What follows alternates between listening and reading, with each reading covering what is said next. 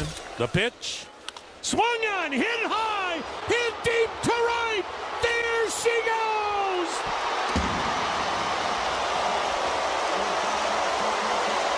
A pinch hit. 2 out. 3-run homer down the right field line for Naylor.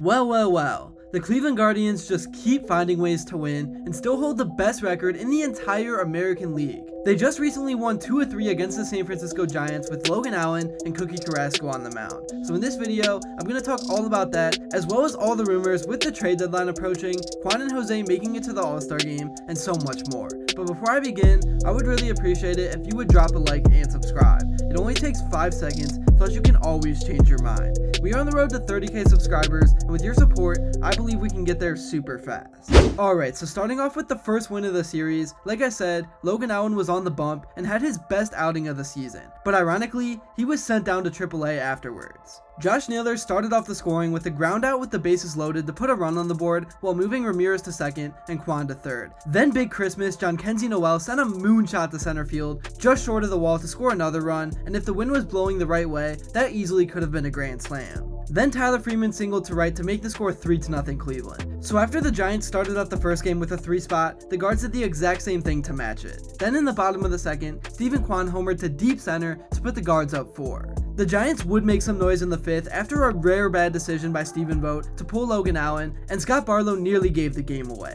Tyler Fitzgerald singled to score 2, then Matt Chapman scored when the guards threw straight through on a 1st and 3rd situation to bring the Giants within 1. But then in the bottom of the 6th, Noel hit a blast to left to give Cleveland a big insurance run because Chapman would score again on a Conforto double, but that was it for San Francisco, and the guards would win this one 5-4. Moving on to the most recent win, Cookie was on the mound in this one and pitched fairly decent despite giving up some early runs. Conforto would start the game off with a 2-run blast to deep right, and in the top of the 3rd, Ramos would put another run on the board to make it 3-0. But it didn't take long for the guards to respond. Josh Naylor singled to right to score Martinez, who I think is going to be a stud, and I'm going to talk about later. Then Schneemann doubled to left to make the score 3-2 with runners on 2nd and 3rd with no outs, but the guards failed to capitalize. Then in the bottom of the 6th, Naylor pinch hit for Austin Hedges, worked the count into his favor after starting out 0-2, and hit one of the clutchest home runs of his career to give the guards a 5-3 lead. And it just sucked the life out of the Giants. The Giants would score one more in the 9th against Clase, but it wasn't enough, and Cleveland got the win, going 25 games over 500 for their last home game before the All-Star break. And speaking of All-Star Weekend, after the votes are in, Steven Kwan did end up beating Kyle Tucker to get the final starting outfield spot for the AL. I am so happy this happened, thanks Milwaukee. And Kwan has just been so incredible this season. I don't even think words can really describe what he has been doing. And he's so humble that in an interview, he said he's still just trying to prove that he belongs in this league. And then for Jose, we already knew he was going to make it. The only issue with him is that sometimes he is super streaky, but overall, he is the perfect guy to lead this franchise, and he did what nobody else was willing to do in choosing to take a discount to stay here. But yeah, he's as good of a hitter as anyone in the league, but sometimes you can definitely tell that he starts to press at the plate. Anyways, now I want to talk about the starting pitching, because that is definitely the biggest deal with this team right now, and is the thing that will make or break the rest of this season. If you would have told me that the guards would lose Shane Bieber at the beginning of the year, both Tristan McKenzie and Logan would be sent down to Columbus, and the guards would still have the best record in the American League in July, I would have not believed you. And this season has been the exact opposite of the last. Last year, this team would play 3-game series, scoring maybe 5 runs on a good weekend, and the pitching would absolutely shut it down. But now all of a sudden, the guards are scoring at will, and are averaging more runs than the teams with 10 times the payroll, and that is largely due to the young players stepping up, which I'm going to get to in a bit. But for the pitching, Gavin Williams finally just was called up. They kind of had to rush him back because of the circumstances, so that's why I'm not worried about his poor first outing. But they also called up Spencer Howard after trading for him from the Giants, so we'll see if the pitching staff can do what they do and get him to pitching at a high level, because this team really needs it. Really, Tanner Bibee has been the only consistent pitcher throughout the season, which should be problematic, but it just hasn't been.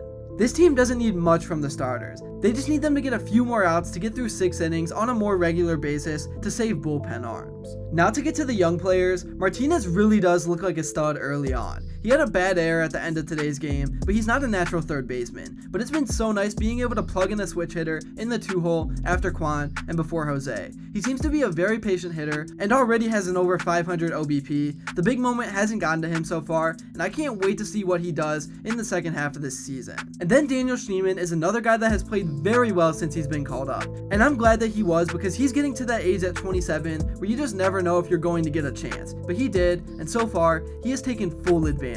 And then Bo Naylor is a guy that I think surprised everyone in the organization. I know he is Josh's brother, but it just seemed like he was going to be a 4A player. One who is too good for the minors, but isn't good enough to be a big leaguer. But even with a not so good average, he has come through in big moments multiple times this season, including a super clutch 3-run bomb today. Anyways, it's going to be interesting to watch this team down the stretch of the season after a much needed All-Star break, because every time it seems they are about to come back down to earth, they just keep finding ways to win.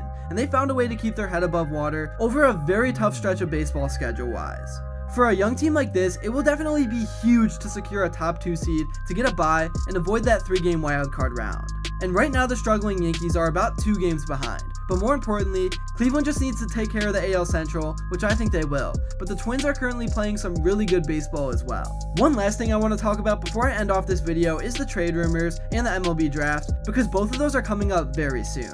The Guards of course have the #1 pick, and I think they should take Travis Bazzana out of Oregon State, which is the school that Stephen Kwan went to. And at the trade deadline, I was really hoping this team could find a way to trade for at least one starting pitcher, at least a quality one, because the guys they got so far aren't, but it looks like the asking prices around the league are too high, I guess, because a deal should have already been made. But outside of pitching, I've seen a lot about Elias Diaz out of Colorado. I would love for the Guards to make this move, but again, I'm completely fine with David Fry and Bo Naylor being the main catchers. That's all I got for this video. Thank you all so much if you made it to this point, and if you enjoyed and haven't yet, please make sure to drop a like and subscribe, because your support truly does mean the world. And in the comments below, let me know what you agreed and disagreed with, and also what you would like to see next, and until then, I will see you all later.